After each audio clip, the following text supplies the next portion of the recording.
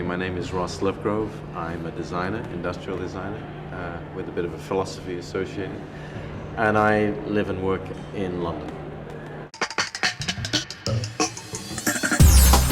Well, I've always thought that buses should not be a bus. In scale, they relate more to architecture. So a bus should be, since a bus is slow, and it doesn't really need to be aerodynamic, it could be a piece of architecture. I could imagine it as a sort of beautiful, smooth skin, soft-edged aluminium box in some way, where even the wheels would be not visible. I was just in Cairo, and they have vehicles there which have skirts which come down and hide the wheels. And it's a very different perception of a vehicle that it seems to move in a much more elegant way when you don't see the wheels. So I think since buses have a given trajectory, they go on the same route every day, that they could be a piece of mobile architecture. So when they stop, you see it a completely different way. You know, I've always thought that sustainability should be made fashionable. We need trends, but the right kind of trends, you know. Sustainability is, you know, it's one of these words that's becoming worn out already, you know. I mean, relationships need to be sustainable before anything else is sustainable. So there's big issues related to that. Sustainable might mean longevity. If you buy something you love, and you hang on to it, then, you know, like these sunglasses. I like these sunglasses. So if I sit on them, or a screw falls out, I get really angry, because there's no need to replace anything if you buy wisely. Well, that's not true of technology like electronics. That's why I don't design cell phones, because by the time I finish the design, it's already dead. So I'm interested in endurance. Ironically, I'm not interested in disposable popular culture. You look at my solar tree for Artemide. When my solar tree was shown outside the MAC in Vienna, somebody said to me, how on earth can you justify putting something as beautiful as that, if you don't mind me saying, outside on the street? What about vandalism? And my reply was two ways. One is, if the only thing that's beautiful that's on the street is a car, then it's pretty sad for society, okay? Looking across the road at a Mercedes that was easily twice the price of my solar tree.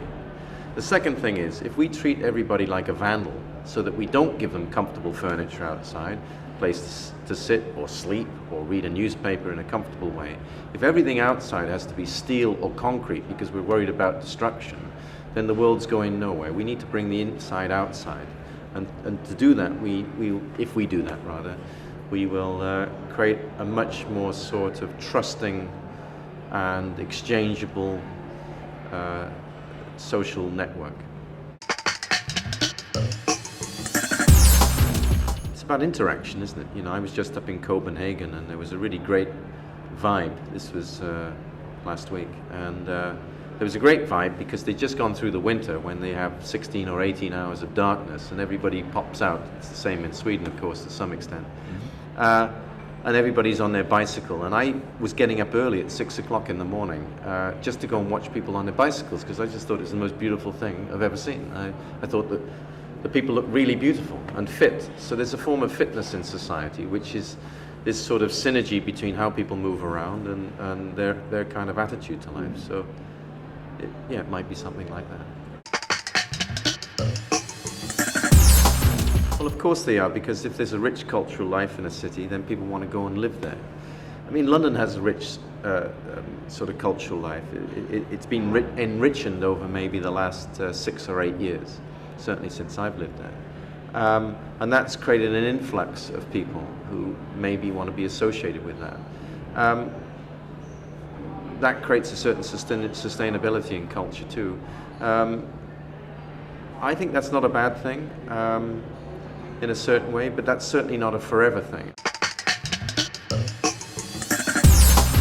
But you need a bit of more communication between people. I mean, you've got an issue of language, so you've got an issue of linguistics. I mean, I'm sure if you're in Stockholm, I would say probably 95 or 90% of the people you meet are Swedish.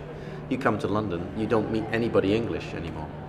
When you ask for a cup of tea, you say, "Can I have a cup of tea?" well, that's my language and I sound like I'm a parrot. So the thing is, I'm getting tired of that. I really am. And I've got nowhere to go in the world where I can speak my own language anymore. So it's a bit of a mess. So, yeah. Well, you know, the world's in a state of flux and migration. So, yeah, I mean, if people stay put in a city, then maybe why not? Last night, I was at the studio of Michele De Lucchi with some good friends like Alberto Mader and some well-known people.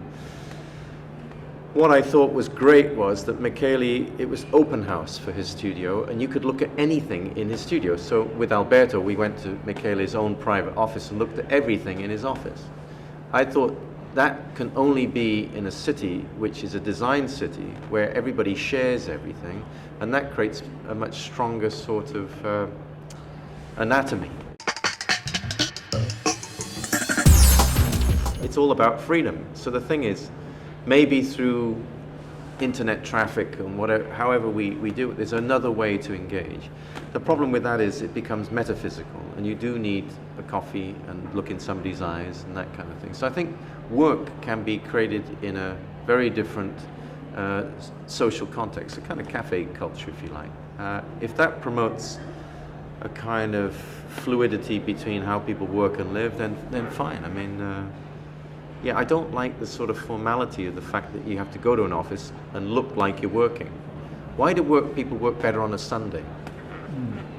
They do more on a Sunday just because they just got no pressure.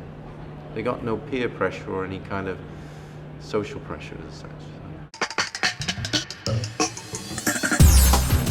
City of London in the last decade has been the richest it's ever been in its history. Even when we had an empire and absolutely owned a quarter of the world, we've made more money in the last decade.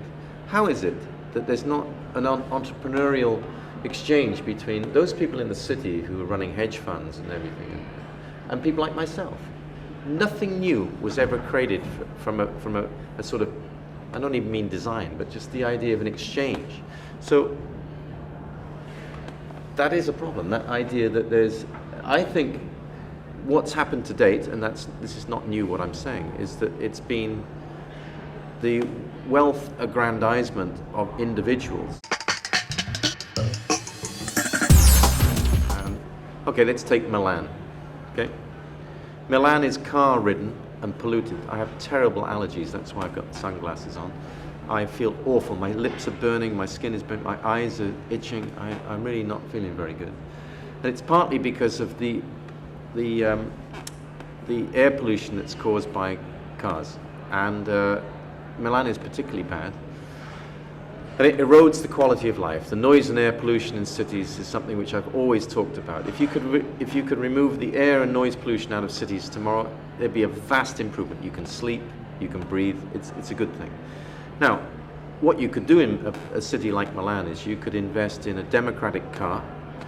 I've designed a thing called a car on a stick, which is like a bubble that's run by GPS and proximity sensors. So nobody owns their own car and then has this kind of incredible social contest of who looks better, who's got more money than everybody else. I think just clean that one up.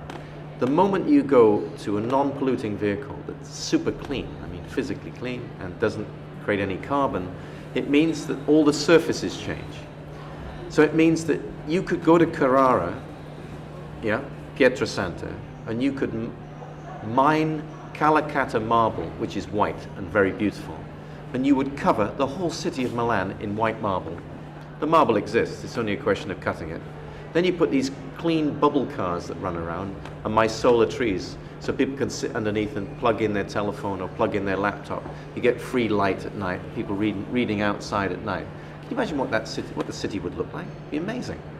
And that's possible because money is virtual. We just found that one out.